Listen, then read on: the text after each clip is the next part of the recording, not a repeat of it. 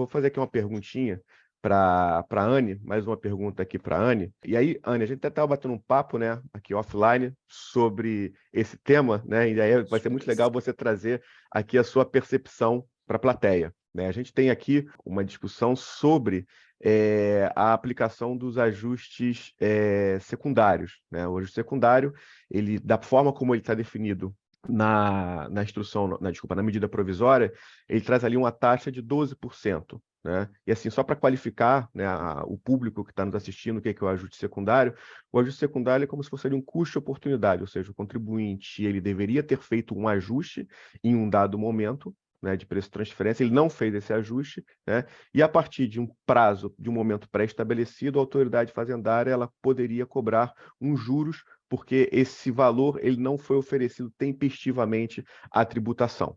Então, a gente está falando aqui basicamente de um encargo, tem uma natureza um pouco, é muito cedo para dizer isso, mas eu vou arriscar, uma natureza financeira, um juros remuneratório, porque você não fez um ajuste tempestivo.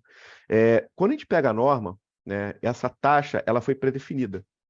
Essa taxa, esse custo-oportunidade, ela foi definida ali em 12% ao ano. Hoje, em certa medida, se a gente fizer ali uma avaliação até com um pouco de boa vontade, a gente consegue, vamos dizer que essa taxa aqui ela seja arm's length. Hoje a taxa Selic está em torno de 13%, 13,75%, está mais ou menos ali alinhada.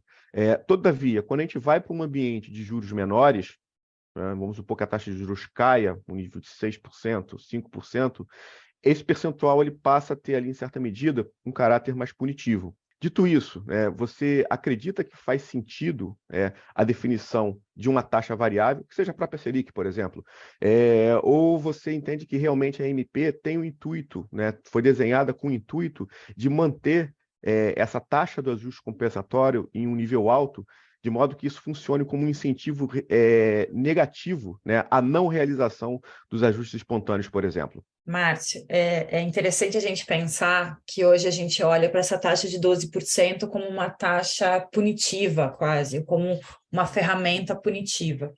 Mas ela pode, em algum momento, e se a gente for pensar, na nossa própria base histórica, a gente tem momentos aí em que a nossa Selic já esteve próxima de 30%, 40%. E a gente vem numa construção de estabilidade ao longo dos 20 anos, desses últimos 20 anos, que essa realidade deixou de ser material e passou a ser uma realidade distante, e que hoje os nossos 12%, ou esses 12%, ou os 13,75% da Selic atuais, nos soam mal, nos soam caros em vários aspectos. São caros, sem dúvida alguma, mas podem ser baratos também, pode ser baratos dependendo do parâmetro, ou podem ser muito, muito caros se a gente tiver como parâmetro, por exemplo, a taxa de juros americana. Esse tema foi uma discussão interna bastante grande, porque a gente fixar isso, e até a gente conversando um pouco no nosso aquecimento, eu mencionei isso, para mim esses 12% são muito resquício histórico do nosso Código Civil de 2016. Há uma taxa fixa de 12% ao ano como base remuneratória em alguma medida. Para nós é muito difícil travar dessa forma, porque isso é arm's length. Eu não sei dizer se 12% é arm's length ou não. Eu não consigo dizer se isso está dentro de um parâmetro específico ou se isso está atendendo uma dinâmica de mercado. E no segundo momento, esse juro ele está sendo pago considerando ali, tendo a autoridade fiscal considerada ou punindo a empresa brasileira com relação a uma operação que ela efetuou com a sua parte relacionada e dizendo, olha, você não efetuou a absorção do ajuste, você não reconheceu essa receita, então você, além disso, você está obrigada a aplicar também sobre este ajuste esse juro. Essa operação como um todo, ela tem problemas cadenciais. Quando a gente transforma um ajuste fiscal numa estrutura de uma operação ficta, e aí a gente volta lá para a nossa distinção antiga já dos regimes tributários de transição, em que eu tinha uma contabilidade real e uma contabilidade de ajuste, uma contabilidade fiscal, para trazer as interpretações e os parâmetros de ajuste para aquilo que a autoridade fiscal estava buscando, eu estou trazendo para a nossa realidade, para a realidade de preços de transferência, um pouco desse nosso resquício histórico. Por quê? Porque eu estou estabelecendo ali um ajuste prévio com uma taxa de juros pré-determinada que eu não tenho sequer como pagar.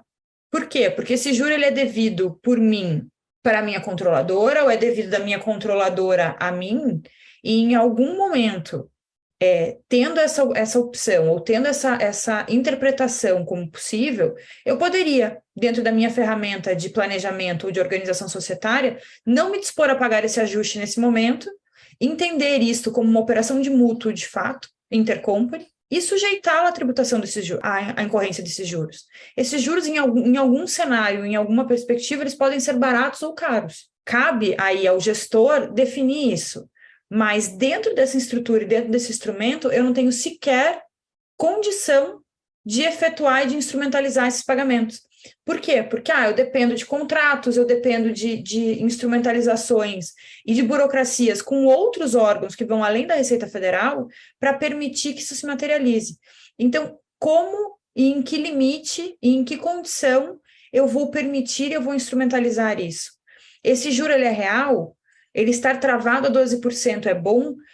Eu entendo que esta trava e a ausência de uma flexibilidade nessa taxa acaba destoando a legislação e tornando a legislação obsoleta desde o seu nascimento. Por quê? Porque o juro pode ser caro ou pode ser barato. Em determinada situação, ele vira um instrumento de arbitragem financeira para essas empresas que operam em longas cadeias de valor e acabam gerando ali ou um instrumento de ônus ou se apresentando como uma base de planejamento tributário. Muitas vezes, quando a gente fala em planejamento tributário, a gente tem essa figura do instrumento abusivo. A legislação de preço de transferência hoje, e essa transformação que a 1152 traz, é justamente no sentido de incluir o Brasil dentro da realidade internacional e permitir que as empresas multinacionais que operam no Brasil atuem de forma mais coordenada com as suas matrizes e sem a necessidade de ter um braço específico e tão distoante. Essa taxa de juro é uma ferramenta positiva ou negativa? Ouso dizer que no modelo em que está posto é negativa. Trazer para uma realidade LIBOR mais spread, ou trazer para uma realidade de operações arm's length, a gente estaria aí, né, honrando o espírito da legislação, que é justamente trazer e manter esse arcabouço de forma sólida, e traria também um nível de perpetuidade para esse normativo, que é o que se busca, na medida em que, assim, acho que a grande filosofia, a grande metodologia atual é acabar com os nossos puxadinhos tributários. E esse artigo e essa dicção ainda acabou com um pouco desse resquício, mas o fato de ter vindo por MP, de permitir a ampliação desse debate, a participação da sociedade civil organizada na construção desse texto é imprescindível, e a abertura de fóruns como esse, do debate de forma mais ampla, é o principal instrumento para a solução e para a construção de uma legislação, talvez não ideal, mas ótima para a sua aplicação.